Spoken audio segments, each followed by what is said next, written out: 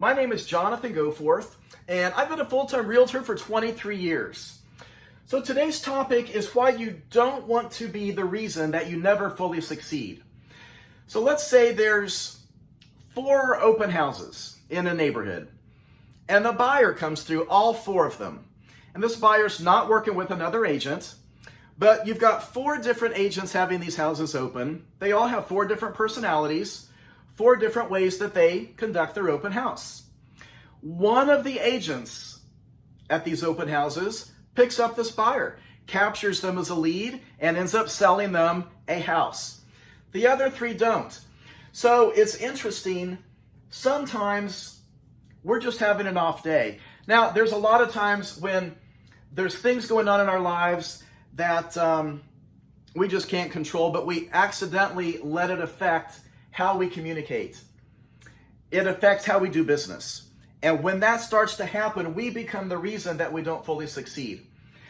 Now, there's a lot of things out of our control out there, but our attitude and how we react to the things going on in our personal lives, it can make you succeed bigger than ever, or sometimes it can hold us back. That's going to be today's topic, is don't be the reason that you never fully succeed. Thanks for watching my video. Here we go.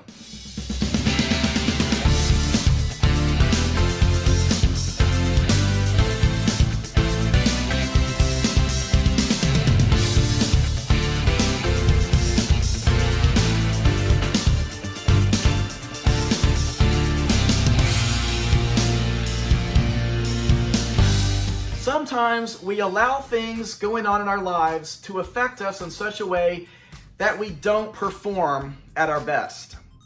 For example, a few years ago, I was showing houses and my feet started to hurt.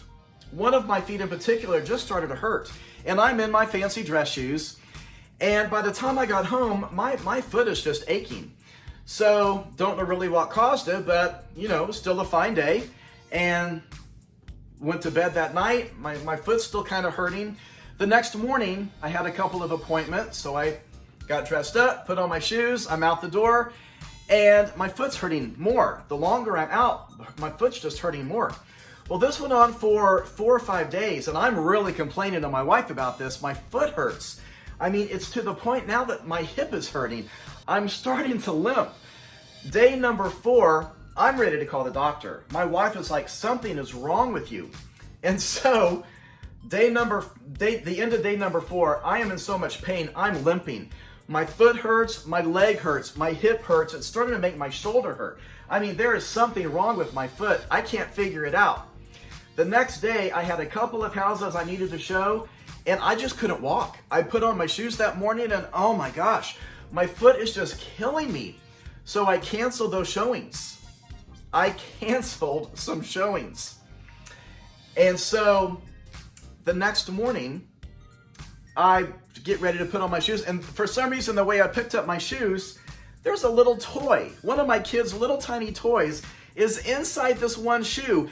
And I'm sliding my foot in over it, and I'm walking on this little flat. I think it might have been, I don't know what it was back then, but it hurt so bad. I'm walking around in my dress shoes day after day after day.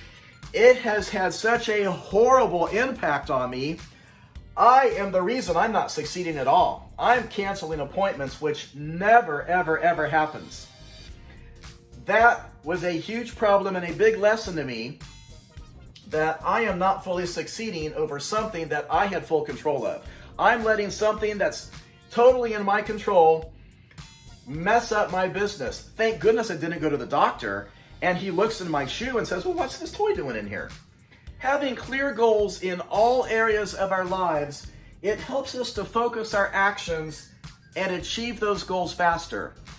And this is one of the reasons why we have to check our attitude all the time in real estate, because we're in sales and you don't have accountability like in a normal corporate sales job. It's just us. We wake up, we set appointments. There is no boss to go report to at 8 a.m. If you don't perform, you're not going to get on probation. You're not going to get fired. You're self-employed. You're an independent contractor, And so when we work in an environment where we have to be self-disciplined, we are in control of our own destiny, we need to check our attitudes. We need to make sure that things in our lives that should not be affecting us in a negative way aren't.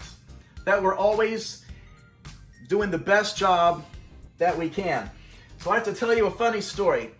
When I was in high school, when I was a senior in high school, I was the drum major for the band.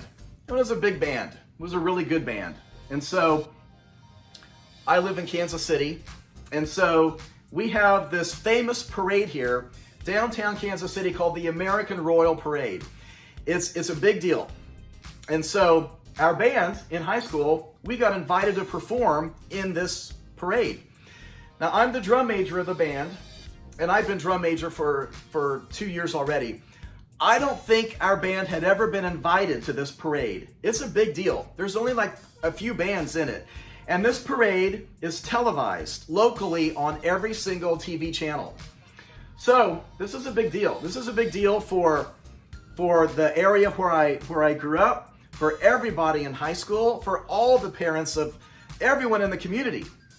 And so we're downtown and the parade is going on. I have to describe how I look because I looked good. I have on a pure white uniform, so does the entire band. We have white uniforms with fancy blue trim. I'm out in front. I've got a staff that's probably 6 feet tall, and I carry this giant staff, and it's impressive, and it's got huge yellow tassels, and I have on a cape that's pinned on both sides, a white cape, and I have a hat that's really tall. This hat is white, fuzzy, looks like a Q-tip. From a distance, I look like a Q-tip. And so I have on new white shoes for this parade. They're beautiful. They're drum major shoes. They're marching shoes. They're slick underneath. Now, here's how I march way out in front of the band with my whistle and my staff and my cape and my big fuzzy Q-tip hat. I have to strut. The rest of the band doesn't strut. They march while they play. But the drum major has to strut. Well, I'm the lead drum major, so I'm out in front of the band during the entire parade. We're marching through and we're playing and I'm blowing my whistle and life is awesome. I mean, it's a huge crowd on both sides of the street. And we're downtown with our tall buildings, and near the end of the parade is the live TV coverage. And I know where it's coming. It's my job to blow the whistle. I have clear goals for this parade. Each time we play, I blow my whistle 4 times. The band knows what to do. Drumline goes nuts the whole time, and boom, we go into our next song. But as we near the live TV coverage area, I have clear goals. I know where I'm supposed to blow that whistle. The band has to start playing because when we hit live TV coverage, it's showtime. So, for those of you who don't know about the American Royal Parade, it's mainly about livestock. It's what we have in Kansas City. We're here in the Midwest. The American Royal event is a livestock event with this massive parade that's televised. Well, in the parade are a lot of horses. I would imagine most horses who have won really big awards are probably in the parade. In fact, we had some of those award-winning horses right in front of the band. So, I'm strutting. Now, strutting, I lean all the way back, as parallel as I can be, and I kick a leg up, and then I kick the other leg up. And that's how I march. So I'm looking up with my huge Q-tip hat that's strapped really tight. It's so tight I can barely open my mouth up. And this is how we're marching, and I mean the band looks good. And it sounds really good. I mean, we do. We sound good. That's how we got in this parade finally. As we get close to the TV live coverage area, and I can see it coming, there are huge screens down there coming towards us. And I can see the tent way down there with all the media people in it. I mean, they're doing live broadcasts on both sides. It's a big deal. I don't know how it happened. But I blew the whistle 4 times, and we're, gosh, I don't know, a couple hundred feet from where the live coverage is. I blew my whistle 4 times. drum line has gone nuts and the band starts playing and it's coming. And I don't know how it happened, but I'm strutting really good. And one of those award-winning horses let loose some horse poop. And when I stepped in it, both of my legs went up. And I landed on my back so hard, it knocked the wind out of me. It also knocked both contacts out of me. And so next thing I know, my hat is bent backwards. I'm laying on the ground in the middle of, it must be 6-lane wide road in the middle of downtown Kansas City, and I've lost my breath. I can't see what's going on. I've thrown my staff, and so I stand up as fast as I can. I'm scurrying around. At this point, the band has now marched over me. And I'm panicking. I am panicking. I can barely breathe. And so I go running as fast as I can, limping like crazy, because as I look down, I realize my cape is torn and my beautiful white uniform is covered in brown horse poop on my hip and my leg. One of my dress pants and my white pants is torn, and I'm missing a shoe. I'm actually missing a shoe. But I go running as fast as I can because I've got to get up there before live TV coverage. And I get up there in front of the band and I am strutting. I've got my hat back down in place. It's strapped. Some nice person from the crowd has found my staff and came running out there and hands it to me. At this point, and then he says, "Here you go, sir. By the way, oh gosh, you smell like..." So yeah, in the meantime, in the process of getting my hat back on, it's all over my hand and I smeared it on one side of my face. Now, the only thing I have to worry about are my clear goals. That live TV coverage is coming at about 30 feet and I start strutting. The band sounds better than ever. I mean, it does. It's showtime. But in my head, the only thing going on is, how do I look? I must look horrible. I have totally failed. Everybody's laughing, on and on and on. I'm thinking these horrible thoughts the whole way through. I'm directing, my staff's going nuts. I'm parallel to the ground. I'm in so much pain. My hip hurts. I know I must look horrible. As soon as the parade is over, which is right at the end of live TV coverage area, for pretty much every single person I've ever met is watching, all the comments that I heard, the band sounded better than ever. This was so exciting. Gosh, you guys looked great.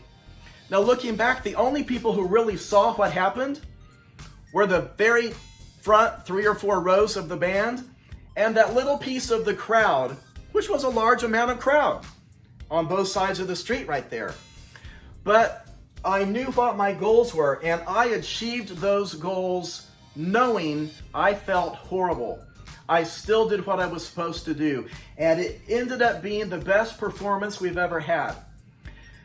Now that's an example of having clear goals and still achieving them when you really don't want to. The big thing that I learned that day from the American Royal Parade in high school is it's not about me. I thought it was all about me, but it's not about me. And I've learned so much from that day, and I've applied that to real estate, because whatever it is you're going through in real estate, it's not about you. It's always about the client. You know what the client really wants from you? They want an agent of integrity. They want an agent who's just going to stay in contact with them. They want an agent who's going to serve their best interests. That's all that they want. They want an agent who's going to serve them with compassion, and you need to deeply care for your clients. If that's all that you do, they don't care about anything else. They don't care about how much marketing you do. They don't care about what you drive. They don't care about anything else, except they want someone who's going to be of integrity and who's going to stay in contact and serve their best interest. If you like my video and you had fun watching this, please click subscribe. Thanks a lot.